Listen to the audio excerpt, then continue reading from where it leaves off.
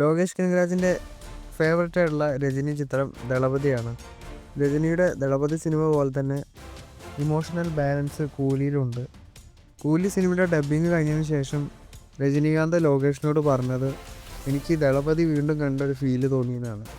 കൂലി സിനിമയുടെ first half emotional ഡെപ്തിലൂടെ ആയിരിക്കും പോകുന്നതെന്നും സിനിമയുടെ second half high octane action മോഡിലേക്ക് മാറുകയും ചെയ്യും. കൂലി സിനിമയുടെ ഭാഗത്തുനിന്ന് ഒരു ട്രെയിലർ മാത്രമായിരിക്കും ഉണ്ടാവുക.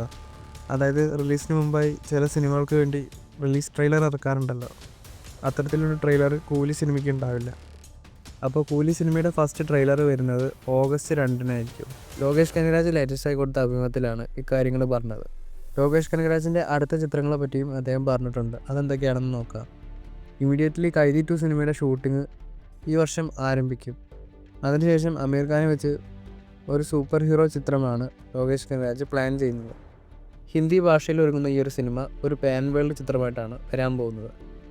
LCU സിനിമകളിലേക്ക് വരികയാണെങ്കിൽ അടുത്ത സിനിമ കൈദി 2 ആണ്. അമീർ ഖാൻ്റെ പ്രൊജക്റ്റിന് ശേഷം വിക്രം 2 സിനിമയുടെ ഷൂട്ടിംഗ് ആയിരിക്കും പിന്നീട് തുടങ്ങുക. ലിയോ 2, മാസ്റ്റർ 2 എന്നീ സിനിമകളും തനിക്ക് ചെയ്യാൻ ആഗ്രഹമുണ്ടെന്നും എന്നാൽ വിജയണ്ണൻ ഇപ്പോൾ ബിസി ആയിട്ടിരിക്കുകയാണ്. അദ്ദേഹം സിനിമയിലേക്ക് തിരിച്ചു വരുമോ ഇല്ലെന്ന് തനിക്ക് അറിയില്ലെന്നും ലോകേഷ് പറഞ്ഞു.